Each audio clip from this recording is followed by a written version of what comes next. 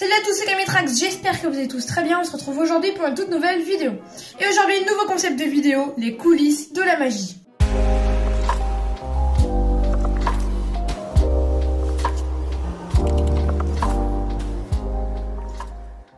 Pour commencer, nous allons voir ce que signifie la magie, d'où vient son origine et comment elle a évolué au cours des années.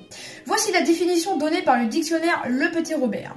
La magie est l'art de produire par des procédés occultes des phénomènes inexplicables ou qui semblent tels. Mais il y a également d'autres mots pour parler du magicien et de la magie. L'illusionniste qui pratique l'illusionnisme, le prestidigitateur qui pratique la prestidigitation. L'illusionnisme ou prestidigitation est l'art du spectacle qui consiste à créer des illusions.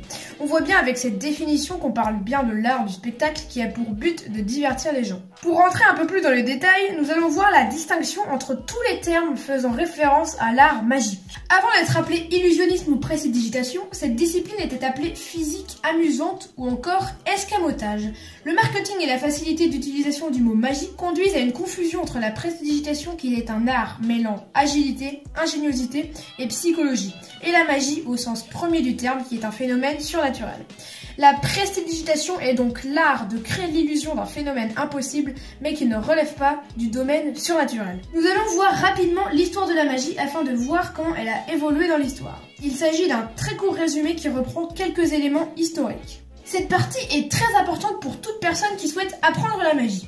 En effet, on va pouvoir se rendre compte que l'image du magicien a complètement changé au fil des années. Dès la préhistoire, certaines personnes qu'on appelle sorciers ou guérisseurs utilisent leur connaissance de la vie et de la nature afin de tromper les gens. Puis de nombreux écrits parlent de choses faisant référence à des tours de magie ou à du fakirisme. C'est par exemple le cas avec les miracles de Moïse comme l'eau changée en vin ou encore le bâton transformé en serpent. Les premiers vrais écrits parlent du jeu des muscades et des gobelets, environ 2500 avant Jésus-Christ. Au Moyen-Âge, tout le monde croit en la magie comme les pouvoirs guérisseurs. Mais une personne explique pour la première fois des tours afin de démontrer qu'il s'agissait uniquement de jeux. Cependant, l'Église se met à persécuter des personnes accusées de sorcellerie qui seront brûlées. C'est la raison pour laquelle les magiciens commencent à cesser leur activité pour ne pas être accusés de sorcellerie. Le tout premier livre sera publié en 1584 sur l'art de la magie afin de démontrer que les tours d'adresse et de sorcellerie sont deux choses différentes. Du Moyen-Âge au XVIIIe siècle, la magie se pratique dans la rue, comme lors de foires par exemple. Après la fin de la chasse aux sorcières, l'art magique va aller de plus en plus vers le spectacle. Les magiciens vont alors faire leurs représentations chez des particuliers fortunés. Au XVIIIe siècle, de plus en plus de spectacles ont lieu dans des théâtres. À cette époque, un magicien français va devenir le père de la magie moderne. Et oui, un français. Il s'agit de Jean-Eugène Robert Houdin.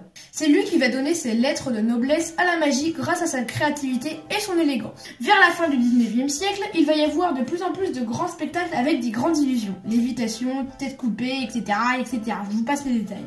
Puis vers la moitié du 19e siècle, il va y avoir le développement du music hall. Au début du 20e siècle, se développe une nouvelle discipline aux USA et au Royaume-Uni, le close-up, la magie rapprochée. C'est alors qu'ensuite la magie devient un hobby à la mode et n'a cessé d'évoluer au fil du temps. Depuis, de nombreux spectacles de grands shows ont connu un grand succès comme celui de David Copperfield par exemple. Il s'agit du magicien le plus célèbre du monde du fait de son mariage avec Claudia Schiffer mais aussi car il a fait disparaître la Statue de la Liberté, extrait.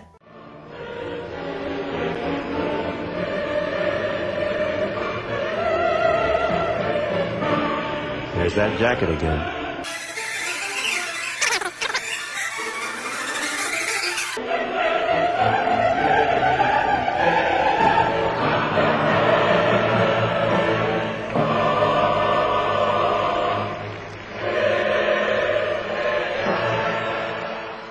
La magie est de plus en plus présente à la télévision avec le développement de la street magic, la magie de rue.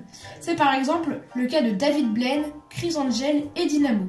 Aujourd'hui, les magiciens se produisent lors de soirées pour des particuliers et des entreprises.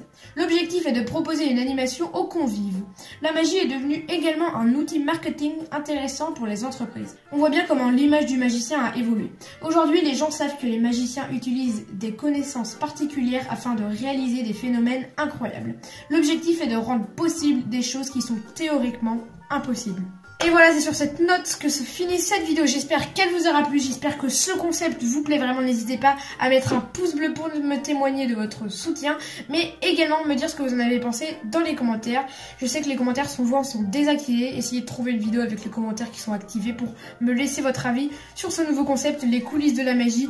Ces vidéos-là, faut vraiment les regarder avant de commencer à apprendre la magie. Si vous avez déjà commencé, vous êtes un expert dans la magie, vous pouvez quand même les regarder, mais c'est mieux si vous les regardez avant de commencer à apprendre la magie, parce que il y a plusieurs conseils pour bien commencer pour apprendre la magie. Vous allez voir, ça va sortir bientôt. En tout cas, j'espère que cette vidéo sur l'histoire de la magie vous aura plu. On se retrouve bientôt pour de prochaines vidéos. N'oubliez pas, une vidéo le mercredi, le dimanche à 16 h et exceptionnellement pendant les vacances, une vidéo du lundi au vendredi à 16 h. C'était Gamitrax. Allez, salut!